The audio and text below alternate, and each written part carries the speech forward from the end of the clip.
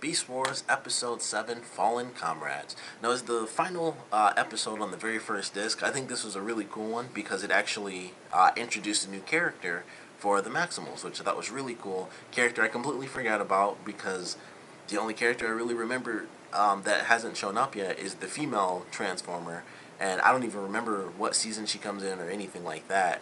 And there's one other Transformer that I know comes into the show that just stuck out in my head. But I was really excited. I was like, oh man, because there's, in the first episode, the Maximals are getting attacked by the Predacons, and their ship is almost destroyed, and everything's, crazy, and they're all falling to Earth. And Optimus says to release the pods. So they release all of these pods, which are called proto-form. They're basically proto-form bots. So they can be turned into either Maximals or Predacons because they haven't done like the scan and they haven't done anything like that. So they can be basically changed. And this is the first episode where anything's happened. And they mentioned at one point it's been a month. So it's been over a month now. And this is the first pod that's actually stopped orbiting the planet. It's actually come into, orbit. And I thought it was really cool. It crash lands and it's like, alright, everyone needs to get to this pod. The Predacons want to do it because Megatron wants to get this proto-form Transformer and turn it into a Predacon so he has another ally. And of course, the Autobots want to do it because that is one of their allies. Like, that was the cargo that they had on the ship, was they were transforming proto-form Transformers. So, very serious cargo, and that's why they had to let it go, because, like, well, if we're crash landing, they could at least possibly survive, because, the first episode, they were about to, they thought they were going to be destroyed, so they released all the pods. So, it was really cool. It lands seemingly, like, in the North Pole, and I don't know where they're supposed to be on Earth. Because I remember, like, one very specific part that comes, I'm pretty sure is in third season, I thought they were in a very specific part of the United States, because of what I know about the series, but it was like they ran like a little bit north, and I guess you could just count it to it's the prehistoric era. So I guess technically you can say whatever it works however they want it to work. So it kind of makes sense, but it was basically kind of like the North Pole, and the pod lands there, and the first thing they show as this pod is landing is a white tiger. And as soon as I saw that, I was like, oh crap, I forgot there was a white tiger Transformer in this. And that was really cool. I was super excited. I was like, sweet, there's a new Transformer coming into the show. So they have this crazy battle. Optimus gets wounded early on in the episode, so he's in stasis. We have Dinobot, who's kind of by himself. And then we have Rhinox, Rat Trap, and Cheetor all going to the pod while Waspinator and Pterosaur go to the pod. So the reason all this stuff ends up playing out this way is because Optimus's plan was, I'm going to go by myself because, of course, Megatron is going to send his flyers, and I'm the only flyer for the Maximals. And Dinobot told him, like, he shouldn't rush out to do it, because Cheetor, I believe it was Cheetor that told him not to do it, and then Dinobot was saying, like, I'm normally not one for caution, but this seems like a bad idea, like, your emotions are kind of getting in your way. And so he's like, alright, just at least let me check it out. He didn't see anything, and as soon as Optimus tried to take off, instead of anything really happening, the Waspinator and Pterosaur just pop right up and they just shoot him right in the chest. So he's basically wounded, and that's why he gets knocked out. And so Dinobot stays with him while the others go, and then the Flyers take off after they attack. And they go to the pod while Megatron and the rest of his people once again show up to the ship. Like, this is like the third time they've tried to attack this thing. So we have three of the Maximals, all, like I said, no one can fly except for Optimus. So three of them are running, and they encounter Waspinator and Pterosaur again.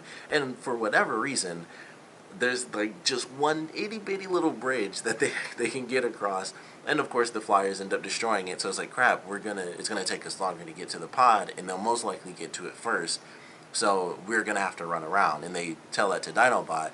So he talks to Optimus's conscience, and he's like, all right, this is what they told me. Do you have any ideas? And they end up making basically like a signal relay, shooting it off of the moon to the pod to give it instructions. Like, this is what's happening and stuff like that. And it hits the pod and it pops out and it does the little scan thing, which of course leads it to the white tiger. And as they're being attacked, Dinobot is by himself, but he sets on, because at first he gets beat up because he's outnumbered, and then he sets the automated ship things, and it was a hilarious scene because I believe it was Tarantulas and Scorponok. So they were on the ship, and after I think it was Megatron like shoots him, Dinobot yells to the ship like set up automated defenses, and this giant cannon comes out. It's basically like 3 to 5 feet away from Scorponok and Tarantulas. I don't know why I keep forgetting their names. But it's like 5 feet away from them pretty much. And Megatron's in a totally different area. So they're both just standing there and the gun doesn't do anything.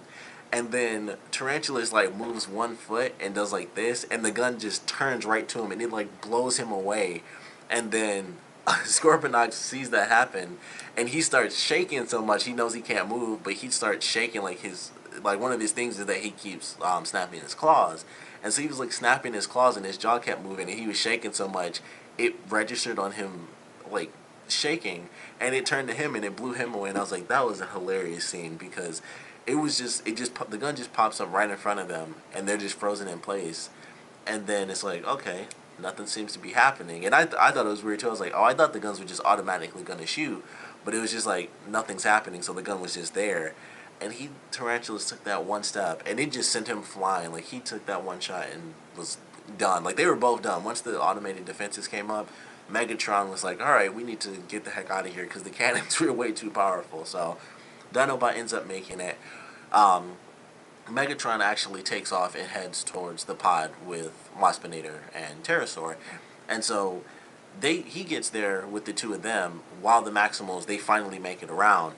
And it was one of the weird things because I don't know how in the world, it was one of those continuity things because the Maximals had to get across and it was like, oh, they destroyed the bridge. Excuse me, it's going to take us forever. But they showed up, and I guess you could kind of say like a time skip thing. But he ran and he got there, and it seemed like it was 2 seconds for him. And I was like, how in the world did he show up?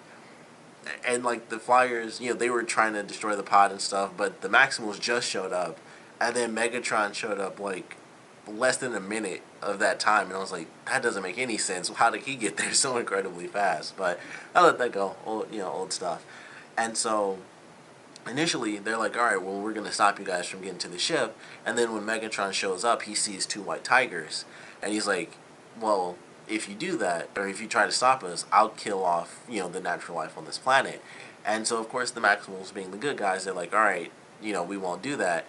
And they open up the pod, and it's actually empty. And it's like, where's the proto-form, where's the proto-form bot? And then you hear this voice that's like right here. And one of the white tigers, of course, was actually the transformer that was in the pod. And I believe he just had the name Tigertron. Super simple, of course. But he gets up and he just blows them away. Like he shoots, I think he shot Megatron, and then they all just start shooting at them, and then Megatron and the rest of his people retreat again.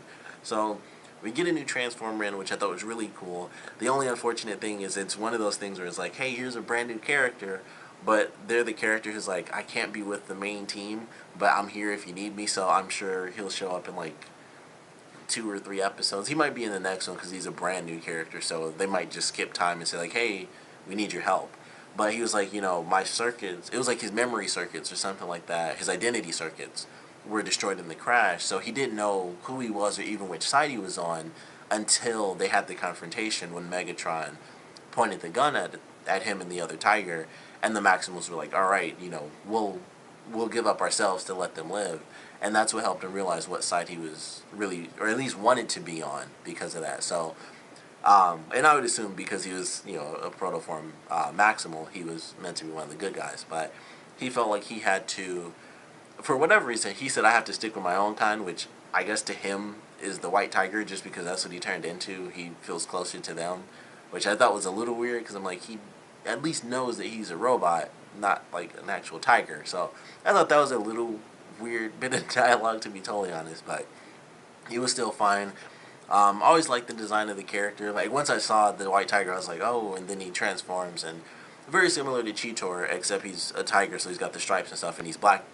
Well, he's not black and white, but the actual tiger part is black and white, which is my favorite animal, too. So when I saw it, I was like, oh, yeah, I forgot that there was a white tiger transformer in the series. So that in itself was awesome, because I love white tigers. So I'm excited to see him show up more frequently, and when he transforms, how Cheetor is like yellow, black, and blue, Tigertron is like white, black, and it's almost like a turquoise or like a teal green sort of color all the way throughout. So it's a weird color, but it actually works. For whatever reason, it actually looks okay. So I'm excited to see him show up again. I was really happy to see that there was another Transformer, because I completely forgot that the Maximals even got an ally for the show. So that in itself I thought was actually pretty amazing. I was like, man, tons of stuff that I of course don't remember about the series, but that was really cool. I was like, man, they're full on characters that I don't even remember. I remember the main team and that one female Predacon, and that's really it. And like, there's one character that shows up, and I can't get too specific about that, even though the show's super old. I don't want to spoil it, just in case anyone, I don't know, you might be going through the show with me, I don't know. Don't want to really spoil that at this point. It's like one of the biggest things in the whole series, so that's why I remember it so well. But definitely thought it was a fun episode. It was really cool. Simple, thing. Lots of, actually quite a bit of action now that I really think about it, because there is a lot of craziness with, once again, the team is split up, so let's go attack them while they try to do this mission. The Predacons are attacking the Maximals and stuff, but once again, it always, it works out. Something happens and they overpower the Predacons, and they just have to, turn tail and run. So definitely an enjoyable episode. Naturally, if you guys have any comments about this episode, please comment below, let me know. And of course, thanks for watching.